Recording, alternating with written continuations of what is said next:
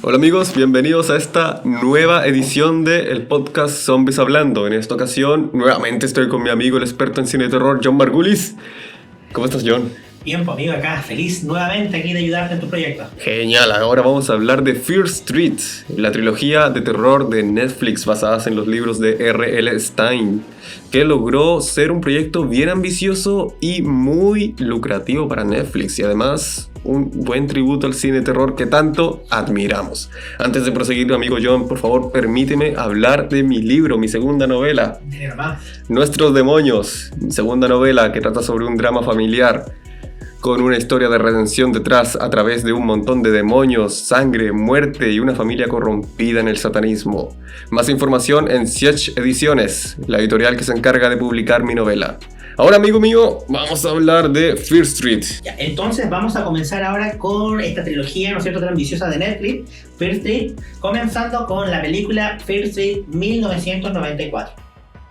Dirigida por Lee Janiak, quien se basó en algunas historias de R.L. Stine y decidió crear su propia trilogía que rinde un homenaje tremendamente ambicioso y respetuoso también al cine de terror que tanto queremos. Va por décadas. En 1994 nos acerca un poco a lo que viene siendo la nueva oleada slasher de los años 90 y a esa época donde internet estaba en pañales. Nuestros guías en esta historia van a ser una pareja lésbica que pertenecen a una historia bastante inclusiva, que son Dina y Sam. Una es de Shadyside, que es Dina, y la otra es de Sunnyvale.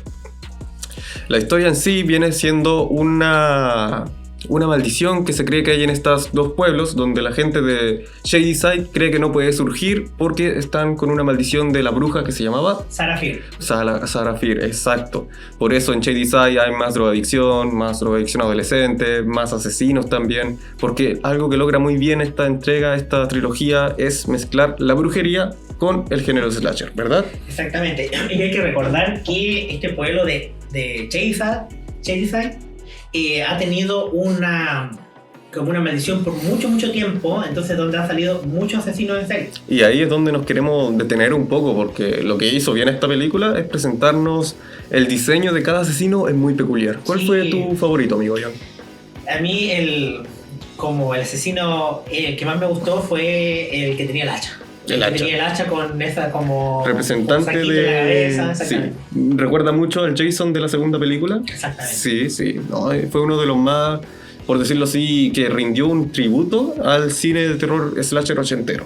A mí el que más me gustó, recordando, hay dos, porque lo encontré muy siniestro. Uno, el niño, que era un niño asesino. Con la máscara y el bate. Sí, que no se explica mucho de él, pero al ser un niño asesino ya juega con ese elemento de terror de que algo que podría ser tan inocente puede transformarse de la noche a la mañana en un asesino brutal. Y el otro, el reverendo, que fue el origen de todo. El reverendo, que no tiene ojos, sí, que sacó el ojo a los niños. Eso se atreve mucho porque si bien esta trilogía está basada en libros que eran destinados para adolescentes y jóvenes, y niños también, se atreve a, en la misma cinta, matar niños sin ningún tapujo, tener escenas muy viscerales, así que muy violentas también y muy gráficas. Sí, por eso felicito mucho a la directora Lee Janiak, que logró crear, se atrevió. También es una historia bastante que viene siendo progresista en cuanto a las dos protagonistas, que es una pareja lésbica, y no se siente forzado, como muchas veces pasa. Aquí se siente que son dos personas que tienen sus problemas, que intentan sobrellevarlo y que están atrapadas en esta historia maldita, que empieza, como ya hemos dicho, con un asesinato. Exactamente. El primer asesinato que ocurre en esta película ocurre en un mall, ¿no es cierto? Y justamente es el mismo mall que aparece en Stranger Things. Muy cierto, sí. El mismo mall, porque la directora Lee Janiak está casada con uno de los hermanos. Claro, y yo creo que compartieron escenario en producción de Stranger Things, y compartieron la producción y también actrices y actores. Por ejemplo, Maya Hawke, quien es la hija de Ethan Hawke y Uma Thurman. Exactamente. Protagoniza la primera escena, muy icónica, haciendo referencia a Scream, claro. ¿No es cierto? Porque esta actriz sumamente reconocida está escalando muy bien actualmente como una actriz revelación, y todos pensamos que ella va a ser la protagonista. Claro. Pero ¿qué pasa? En los primeros minutos de la película es asesinada por este personaje que tiene esta vestimenta como de calavera. Yo creo que le hacen un tributo a Ghostface también, a Ghostface de Scream, porque era como, tenía la túnica también, tenía como la máscara, y la poca movilidad del traje también, hay que decirlo. E incluso la misma escena nos recuerda un poco, como tú decías, a Scream, cuando la actriz, recuérdame el nombre, Drew Barrymore, que igual tenía en los 90 una carrera bastante consolidada. Iba en ascenso. Era como el rostro de la película, sí, era el rostro de la promoción, de la publicidad, y terminó siendo la primera en morir. Y esto ocurre con Maya Hawke, así que digamos que la directora rindió un tributo a Scream con esta cinta. Y también se basó no solamente en Scream, también se basó, por ejemplo, en Sé lo que hiciste, pero no sé lo que hicieron en el pasado. Sí. Aulas peligrosas también. Bien. Se basó en Leyenda urbana igual. Leyenda urbana. Muchas de estas películas slasher de los 90, que son bastante. Exactamente.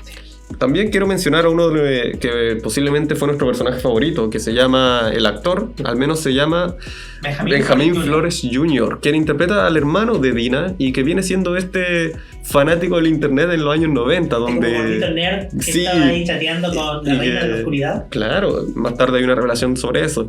El punto es que este gordito nerd es fanático de los asesinos seriales, le encanta todo eso, y es... el personaje clave que hace avanzar la trama, sí, que descubre las conexiones que en Shadyside siempre han habido generaciones y generaciones de asesinos y asesinatos. Tenía como una obsesión, entonces él estaba chateando con una persona que no se revela hasta la tercera, que comentan sobre los asesinos en serie que están en ese pueblo, ¿no es cierto? Sí. Y son bastante. Que son mucho tiempo de la maldición que tiene ese pueblo. Y aparecen como personas normales, personas de carne y hueso. Por ejemplo, hay una asesina, no me acuerdo el nombre, pero era como una cantante. Ruby Lane. Que incluso a uno de los protagonistas, que era un joven drogadicto, casi lo mata en una escena en que están en la calle, ¿no? Sí, porque obviamente cuando ya están siendo perseguidos por todos estos personajes terroríficos, están escapando y ahí el actor, Benjamin Flores Jr., ahí les comenta a sus compañeros, a su hermana, todo el tema de los asesinos. Entonces ahí empiezan como a unir las piezas de este acontecimiento. Estos asesinatos se van a relacionar con la maldición de la supuesta bruja, cuando Sam tiene visiones sobre la muerte de esta bruja y los asesinos persiguen precisamente a Sam. Exactamente, ¿no es cierto? Persiguen a Sam porque a ella, como salía la maldición, cayó la sangre y tocó los huesos de esta bruja, de Sarah Field. Entonces tiene estas visiones de lo que pasó cuando la asesinaron brutalmente, ¿no es cierto? Uh-huh. Son perseguidos por todos estos asesinos, estas criaturas, ¿no es cierto? Y al final... de hecho, creo que de momento en la primera aparecen dos, ¿no? El Torres, que vendría siendo el que... Ryan Torres. Que era el personaje que usaba la túnica. Sí, el que asesinó a la Maya Hawke. Y la Ruby, creo. Y también aparece... El de la hacha. Sí, nuestro amigo de la hacha igual aparece, sí. Personaje relevante para la segunda película. Para la segunda, sí. Entonces, después, cuando ocurre todo esto, cada vez se están más acercando a la idea general, a descifrar qué pasó en ese pueblo, qué pasó con Sarah Field, ¿no es cierto? Hay buenas muertes de por medio. Hay buenas muertes, no vamos a hacer spoiler, pero hay buenas muertes de algunos personajes. Llegan a donde, la parte final de esta primera parte, llegan a donde está la sobreviviente de la parte 2, que es el campamento donde ocurre la segunda película, ¿cierto? Sí. La segunda película es 1778. Y ocurre en un campamento. 1978, así es, un campamento de verano, la clásica historia de terror. Podemos relacionarla enseguida con Viernes 13, Campamento Sangriento, Sleepaway Camp. Y la cinta en esta ocasión nos cuenta la historia de dos hermanas que son de Shadyside. Una la mayor intenta tener ambiciones en la vida, quiere ser algo, quiere surgir, quiere salir de este pueblo, pero la menor siempre le recuerda que es parte de Shadyside, hay una maldición sobre nosotros, no podemos salir de aquí, y son muy conflictivas. La relación entre las hermanas fue uno de los puntos más favores en esta cinta, encuentro yo. Exactamente, la hermana mayor, si bien se da cuenta de todo lo negativo que lleva a ser parte de este pueblo, ella se niega a ser parte del pueblo. Entonces quiere de alguna manera salir, ser distinto, trabajar, ser correcta, no decir groserías, no cagarse, ¿no es cierto? Claro. Y la hermana es totalmente lo opuesto. De hecho, un personaje bastante conflictivo, siempre está peleando con otras personas, siempre termina en la enfermería porque le hacen bullying en el mismo campamento. Y otro punto destacable de esta segunda película es que se revela que este personaje que salía en la primera, que mataba a esta mujer que cantaba, ¿no es cierto? Era hija de la enfermera del campamento. Muy cierto, muy cierto. Entonces, en una de las escenas, la protagonista, que es la actriz Sadie Sink. Sadie Sink, que era Mad Max en Stranger Things. Ahí es cuando le decimos que esta película comparte producción, me imagino, con Stranger Things, ya que los directores de ambas series son marido y mujer. Va a la enfermería y encuentra el libro, ¿no es cierto? Y ahí se da cuenta de que existe como esa conexión, ¿no es cierto? Muy cierto. Después aparece el tema de esta figura de este asesino con el hacha, que resulta ser el... Claro, el novio de la chica correcta. La hermana de ella, sí. ¿no es cierto? Y me da un poco de lástima esto porque el tipo era un buen tipo en realidad. Era un novio ejemplar, digámoslo así. Era respetuoso, la trataba bastante bien y termina de la noche a la mañana siendo un asesino solo por la maldición. Solo por la maldición. Y otro punto que hay que destacar es que la enfermera, ella sabía de que él iba a ser poseído. Claro.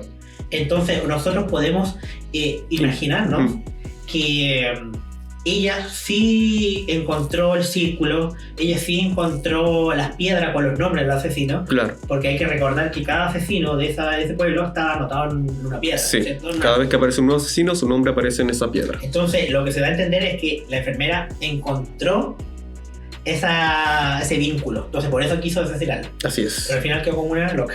Lamentablemente, sí. Y al final tenía razón. Siempre pasa eso. Tenía razón. Yo creo que era una readaptación del Crazy Ralph, un personaje icónico en la saga de Viernes 13 que siempre decía que este campamento está maldito, todos van a morir. Yo creo que lograron eso, pero mejor porque hay un trasfondo detrás, como era la madre de una joven que se transformó en asesina de la noche a la mañana. Exactamente, y acá aquí lo que más importante de esta película es que todo eso toque al campamento Cristal, sí. Yo, ¿no es cierto? Sí, muy bueno. De hecho, hay varias escenas de persecución, de asesinatos. Aquí el asesino mata a niños sin ningún tapujo, algo que Viernes 13 nunca se atrevió. Sí. Ojo ahí, en 12 películas nunca se atrevió Viernes 13 a matar a un niño. El punto es que va haciendo la persecución el asesino del hacha y termina encontrándose con las dos hermanas también. Con las dos hermanas, ¿no es cierto? Y con un personaje más que también vale la pena destacar, no quiero spoilear nada. La amiga de la... Sí, hay varios personajes llamativos. Está la amiga que era una drogadicta también. Y también está el otro consejero que viene siendo como un chico que le gustaba leer Stephen King y que empieza a involucrarse románticamente con el personaje de Sadie Sink, que es la hermana menor. Igual solo lo menciono, no quiero spoilear nada, pero lo menciono. Y luego vamos con ya lo que viene siendo el desenlace final de esta segunda parte. El desenlace. Que yo lo encuentro genial, la verdad. Sí, yo creo que esta segunda película es la más redondita. Sí, es que la muerte de las dos hermanas, esto ya no creo que se considere spoiler, porque sabemos dónde vamos. Si terminan de ver la primera, la actriz dice que yo estuve ahí cuando murió mi hermana, así que obviamente una de las hermanas iba a morir. Pero la escena en que muere la hermana me recordó mucho a esta pintura de la Capilla Sixtina, ¿o no? Que está como la hermana mayor, su cadáver está como estirando en la mano a la hermana menor que igual fue apuñalada y la otra está haciendo masacrada con el hacha. También a otra película, si no me equivoco, Rec 3. Claro, sí. Cuando están ahí en la boda. Cierto. Y están los dos. Sí, es sangrientamente hermoso, por decirlo así, esta escena. Como que las dos están muriendo, pero la directora se las da para hacer un plano bastante simbólico. Y eso encuentro genial. Ya llegando casi al final, ¿no es cierto?, de esta película, la amiga que es drogadicta. Sí. Encontró la mano, ¿no es cierto? Recordar que esta maldición dice que si se junta la mano con el cuerpo de la bruja, claro, se va a acabar, ¿no es cierto? Sí. Entonces encuentran la mano, van a un lugar específico que es un árbol y se da a entender que ahí está el cuerpo. Muy cierto. Pero la revelación es que no está el cuerpo ahí. No. ¿No es cierto? Eso también se revela en la primera. En la primera, cierto. En la primera película. Entonces, lo que más me gustó es que ahí aparecen todos o sea, algunos de los asesinos que están Sí. Aparece el niño con el bate. Aparece el lechero. Aparece el lechero. El lechero. Y yo creo que una vil copia de Michael Myers. Sí, es que la cara como que tenía era muy extraña. Tenía un overol también, pero... Un overol y como blanco, como quemado. No sé, como quemado, sí. Era bastante aparece siniestro. Ruby Lane y aparece Tommy Slade, Sí, que era el personaje de Hacha. El personaje de Hacha, que creo que fue uno de nuestros asesinos favoritos, digámoslo. Sí, es que la estética del... La estética nos recuerda mucho películas que siempre hemos querido bastante. Y encontré, pero muy buena esa escena cuando estaban peleando la actriz Sadie Sink como en una bodega y la están como ahorcando. Y ella toma ese saco y se lo coloca. Sí. Bueno, y ahí... icónico. Exactamente. Y ahí como que le da una identidad, por decirlo así, una estética a este asesino. Pasemos ya a la tercera parte, 1666. Esto nos lleva a la época en los crímenes de brujería de Salem, digámoslo así. Y creo que se investigaron bastante bien esto. Investigaron muy bien lo que vendría siendo las noches de Coven, en donde las personas se reunían en la noche para liberar un poco lo que vendría siendo, liberarse un poco de esta represión eclesiástica que estaban constantemente día a día viviendo. Ahí bebían, había drogadicción, pero drogadicción a la humana artesanal, digámoslo así, porque consumían hierbas, plantas. Yo creo que se investigaron esto bastante bien y se nota. Y quiero aprovechar de recomendar que yo igual hablé de la brujería en un libro que se llama... En un video, perdón, que se llama Brujas Reales en la Historia, que está en mi canal, lo pueden ver. Ahí menciono casos de brujerías reales de mujeres que fueron enjuiciadas, algunas injustamente, otras sospechosamente quizás sí. Y lo voy a dejar recomendado en una tarjeta aquí en YouTube. Ahora, prosiguiendo con esta cinta, algo que me llamó la atención que volvieron a ocupar los mismos actores para interpretar diferentes personajes en otra época. ¿Qué te pareció a ti con eso? A mí me gustó bastante porque siento que, si bien mi película favorita es la segunda, Sí. siento que la tercera es también muy muy buena. Claro. Para mí la más flojita es la 1, pero la tercera es muy buena porque se da a entender la historia de Sarah Field. Claro. Y ahí hay ese giro. Hay un giro que revela que ella no es el personaje malo que todos piensan. Entonces ahí se van uniendo todos los puntos. Todos los hilos se todas las unen. piezas van encajando. Entonces siento que es una muy buena película. Y después, cuando la actriz, en este caso es Dina, vuelve a 1994, está como este término de la película tan épico. Claro, ¿no? sí, es cierto. Y también quiero destacar en esta primera parte de la película que aparece lo que viene siendo como mi asesino favorito en cuanto a estética, claramente, que viene siendo el reverendo. El reverendo, el primer asesino de... Sí, que le sacó los ojos a los niños del pueblo y luego se los saca él mismo. Es una escena brutal. Yo encontré estéticamente aterradora y muy siniestra. Y eso va de la mano con todos los asesinatos de estos asesinos que llegaron a ser manipulados por esta maldición, que son todos asesinos bastante terribles. Son asesinatos que son bastante grotescos en ese sentido, como un poco crudos, pero basándonos en que la directora fue inspirada por libros para adolescentes, yo todavía le valoro bastante eso, que se atrevió a mostrar muertes crudas. Y lo que me gustó acá también es que obviamente acá toca el tema de la brujería, de la desinformación, Sí. ¿no es cierto? De satanizar situaciones. De culpar, de la paranoia, culpar a la primera. ¿No es cierto? Sí. Y no hay que olvidar el personaje de Solo, Sí. ¿no es cierto? Que es un personaje sumamente importante en esta película porque se revela realmente las intenciones que tenía este personaje. Claro. ¿No es cierto? Ujú. Y que producto de este personaje ocurren todos los males, por así decirlo, en las películas posteriores. Ocurre la maldición que condenó Shady, Exactamente, ¿no es cierto? que hizo que fuera un pueblo reconocido por sus asesinatos en vez de sus logros. Y aquí todo empieza a calzar. Por ejemplo, la escena de la segunda película, cuando salvan a la actriz Sadie Sink Claro. y ella le cuenta a su amor de ese momento. Y él se va para Y siempre. él no le cree. No le cree y se aleja para siempre Se de aleja, ella. pero es que obviamente él tenía que seguir con esa... Con el legado familiar. Sí. Exactamente. Entonces todo acá empieza a calzar y encuentro que es una trilogía bastante buena, que hacía falta, yo creo. Sí, hablé un poco del enfrentamiento final. Si bien toda la cinta empezó con toda la trilogía empezó en un mall, toda la trilogía va a concluir de nuevo en un mall. En el mall. Claro, hay 4 personajes se enfrentan a todos los asesinos, creo que todos llegan. Son 6. Son 6, sí. 6. Sí, menos el reverendo. El reverendo no llegó. Pero se logra una muy buena acto final, digámoslo así, con esta música de The Offspring, muy refrescante de los 90, con Come Out and Play. Y a ratos parece como la típica... Es que equilibra bastante bien lo que viene siendo como un enfrentamiento clásico de esta película noventera, en donde los adolescentes vamos a enfrentarnos a los malos, pero después se pone violenta la cosa. Incluso nuestro amigo, el gran gordito nerd, fanático de los asesinos seriales, termina con el brazo roto, me acuerdo. Enfrenta a Ruby, hay sangre de por medio también. Le da un hachazo. Le da un hachazo. Sí, es un buen enfrentamiento final donde juegan con la estrategia también de que ya si la sangre de tal persona lo atrae, entonces manchemos a tal persona con esa sangre, los asesinos van a ir por esa persona. Luego aparecen por una casa en donde terminan como yéndose por un pasadizo secreto del mall a una casa de Sunnyvale, y ahí se empieza a romper la maldición. Es un buen acto final. ¿Qué opinas tú de eso? Bien, a mí me gustó bastante también esta tercera parte. Sí hay un punto que no me gustó. Yeah, hablemos de lo que no nos gustó. Por ejemplo, recordar que el personaje que hacía Kiana Madeiro, que era Dina, ¿sí? Va atrás del sheriff, ¿no es cierto? Mientras están todos peleando con eso, con el asesino. Se suelta la Sam, que estaba poseída, ¿no es cierto? Llegan a ese lugar donde está como esa masa con moscas, ¿no es cierto? Que era bastante grotesca. Claro. Y empiezan a pelear. Y Sam está ganando. Pero Dina le dice que la recuerde, y ella la recuerda y como que la suelta.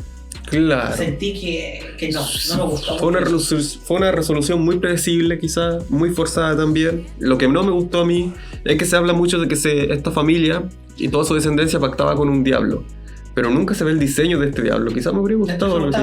Sí, creo que se puede interpretar de que quizás era como esta masa de carne, no sé, no lo sabemos, pero me habría gustado de que si tenían tanto presupuesto para hacer una trilogía, ¿por qué no tener algo de presupuesto para mostrar una escena de la familia realmente pactando con el diablo en vez de poner la persona con una túnica negra, que igual es aterrador, pero me habría gustado un diseño de un demonio? O sea, habría sido interesante. Pero a mí me gustó ese giro, porque si yo soy sincero, yo sí pensé que iba a caer en lo mismo, de que la bruja había maldecido al pueblo. Yo sí me creí eso. Claro. Pero cuando hubo ese giro, de que al final ella nunca fue bruja. No. Ella solo fue lesbiana. Eso es su único pecado de amar a una mujer. Castigada. Eso pasaba mucho en la Inquisición. Eso pasaba mucho en los tiempos de la brujería. Y qué bueno que lo pueden resaltar en los tiempos actuales, porque fue una realidad y que no hay que olvidar de que antes se perseguía a la persona por amar a personas del mismo sexo, se las condenaba. Recuerda que aquí siempre se destaca lo diferente. Cierto.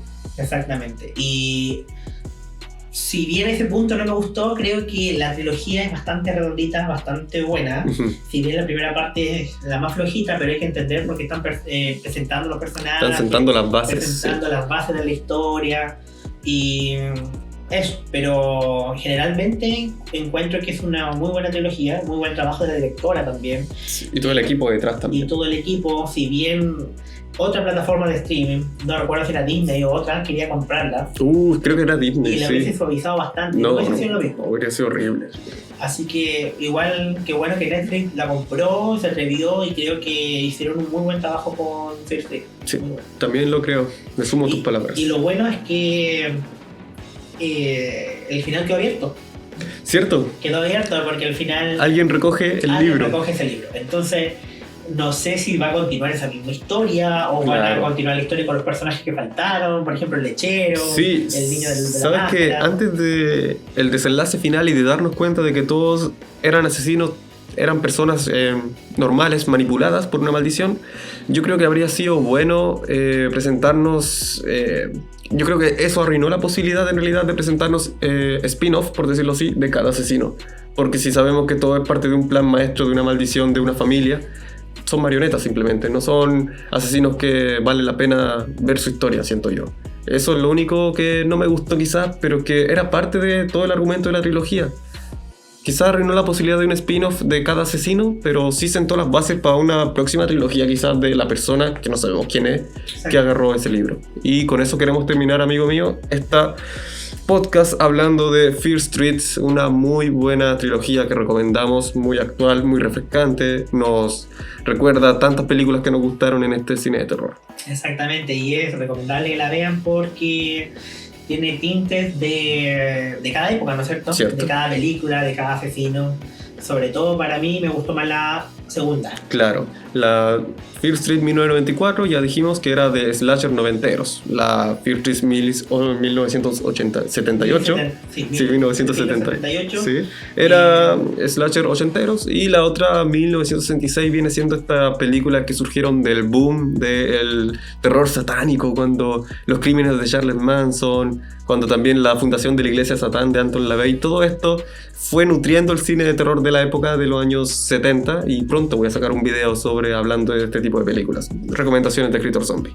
Pero bueno, vamos a concluir este podcast. Muchas gracias nuevamente, amigo John, por estar aquí. Gracias a ti, amigo, por invitarnos nuevamente. Y nos veremos en una próxima ocasión hablando de una nueva saga o una nueva película de terror. Que estén muy bien, amigos. Gracias por oír.